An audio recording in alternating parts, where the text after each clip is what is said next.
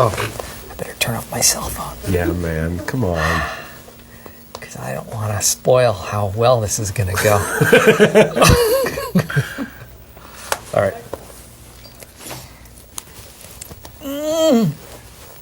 Oh my God. Okay. Every word. Okay. Scripted. And yet it's called Unscripted. Is that an ironic thing?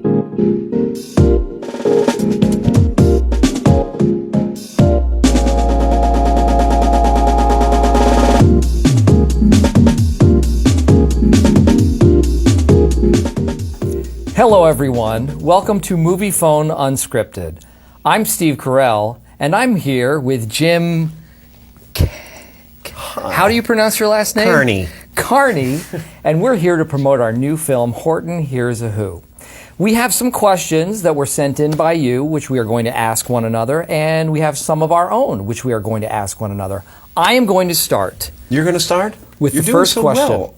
Does this sound pretty natural? It's fantastic. I love these flawless. seats. It's just flowing off your tongue like Jim. Like Orson Welles.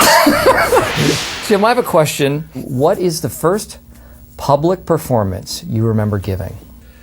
I was probably, public performance. I performed in my home for many years. And then grade two, I was messing around at the back of the classroom, making fun of some music record the teacher had put on for music class.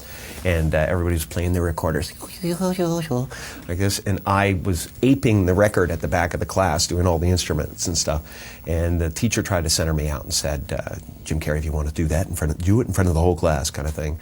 And I went, okay, like that. And I got up and did this insane dance in front of the class.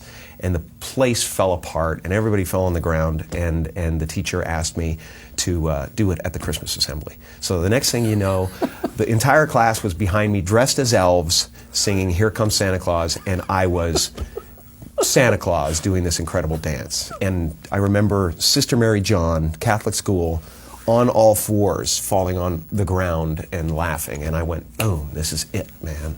This is it. I want to entertain the clergy. Erica from Burlington, Vermont. Beautiful place, by the way. Love it in Burlington. Oh, I hate Lake it. Champlain.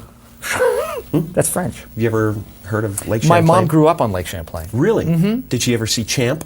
She did. The Loch Ness Monster of Lake Champlain? Yeah. She loved Really? Champy. Really? Mm-hmm. I used to ride him. Okay, well, if Horton and the mayor of Whoville could hang out with each other, what would they do for fun? Oh, Steve. Erica, what a stupid question. Sorry, Erica. You know what? And nothing against people from Vermont, but Yeah. wow, come on. They're waiting for Champ. Horton and the mayor. That's all they do. What would they do? What if they hung out? Was that basically the question? Yeah. I don't know. They go to a diner. Horton would go, what was... Exactly. Oh, mayor, I'm so sorry. See, that's the thing. Horton is huge. He's this huge elephant from a different world. The mayor is tiny. The mayor lives in a speck. It's not real, man. What? No, it's a cartoon. Seriously. I didn't mean to deny the improv or anything Don't like that. do that, Seriously. man. What? No, it was created in the 50s or something. They didn't tell me that. It's not real. This is not a biopic. Well, then why is Erica asking that question? I think she's insane. All right. As are a lot of people from Burlington. Seriously. It gets cold up. Big drug problems there. Well, let me ask you this. You both auditioned for Saturday Night Live. Well, he's asking both of us, obviously. So I'm going to ask both of us. Okay. We both auditioned for Saturday Night Live. How do we think our careers would have been different if we had been cast in Saturday Night Live? I never auditioned. You never auditioned? I never got the call to I audition. auditioned, and I'll tell you, I knew I wasn't going to get it because when I got out of my car at NBC Burbank to do the audition, I heard a voice say, "Don't do it! Don't jump!" And I looked up at the top of the building, and there was a page with a blue blazer standing on the NBC logo, trying to get the nerve to jump off the building. And I went, this is not a good sign. And that's what you led your... This is an omen of some sort. Really? Yeah, and I couldn't even stay to find out what happened. All the news crews started filing out of the building to see what was going to happen to this poor gentleman, and I had to go in and do my audition. Did you find out? I stuck the landing, for sure. I stuck the landing, but no, I still don't know to this day what happened to him. What is your favorite food? Anything living, anything that hasn't been killed yet. Mm-hmm. Yeah, anything I can catch myself. Really? Yeah, I love anything I can catch myself. Any small creature that ambles around in front of me. So if I can leap from a chair onto a roach, I am so happy. So you like to eat it while it's still alive? I like to surprise it. I enjoy the adrenaline, the taste of adrenaline. Mm-hmm. Yeah. Literally, you like to taste another animal's adrenaline. I like to fall a deer every now and again on my street.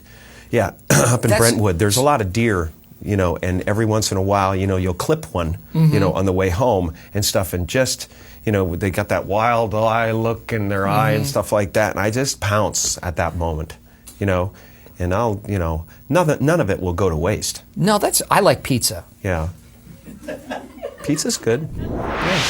Well, what's the tougher job? Mayor of Whoville or regional manager of Dunder Milton?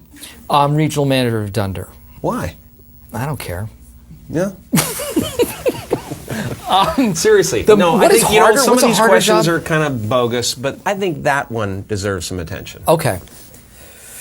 What's a harder job? Well, I think the mayor of Whoville has a pretty difficult job because he's up against insurmountable odds. He's the one person in this town of Whoville who knows what's going on, who knows that this other universe exists, and he needs to convince everyone in his town, including all of the naysayers, that they are in dire trouble.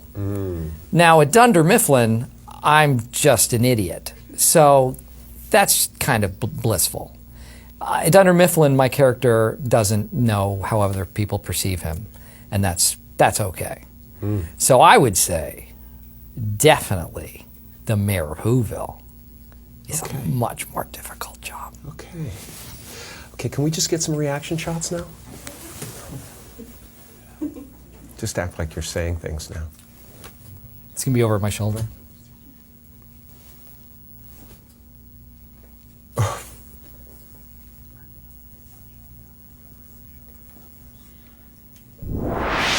Does Carol know that you sent your resume to the Carol Burnett show when you were 10? Did you ever get a response? So you sent your resume to the Carol Burnett show? Yes, I did. I sent my resume. I wasn't going to wait around for some agent to do the talking for me. I sent the resume in and I said, Carol, there is a force to be reckoned with. It's a cold wind blown from Canada, and it's going to take over, so you better get on the bandwagon, baby. Well, what happened? She rejected me. No, I said I'd do 150 people, 150 impressions, soprano versions of everyone you've ever known in Hollywood, and I'd like to be a regular on the show like Harvey Korman and Tim Conway. I can crack up with the best of them, and you know, I got a letter back and it was rejection notice, and I never forgave her, never forgave her. I'm going to do the junkets and stuff. You'll be seeing her. Yeah. Are you going to be okay being in the same room? I'll just tell you, it's good to have, you know, had a little bit of success, you know, so that I could rub it in her face. Yeah, that always feels good. That because you know, a person like Carol Burnett. Honestly, the three of us recently did an appearance on a show. And it's the first time I'd ever met her. And I don't know if you'd met her before, but I was sort of in awe of just being in her presence. It's amazing. It's amazing. That is iconic. She's sexy. She is. Yeah. Well, I always thought she was kind of hot back then. Yeah. And funny girls, you know? Yeah. I dig funny girls. That was a big deal. Yeah. I wanted to get in there.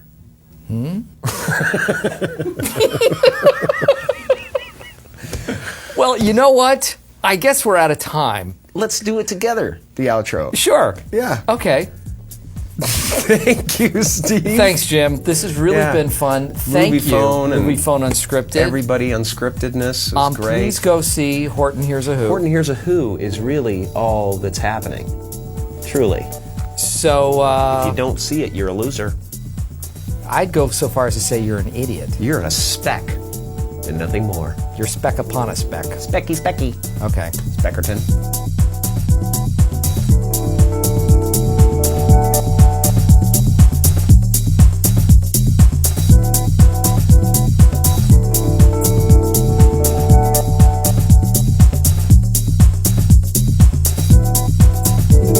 Seriously, go and see it. It's like vitamins.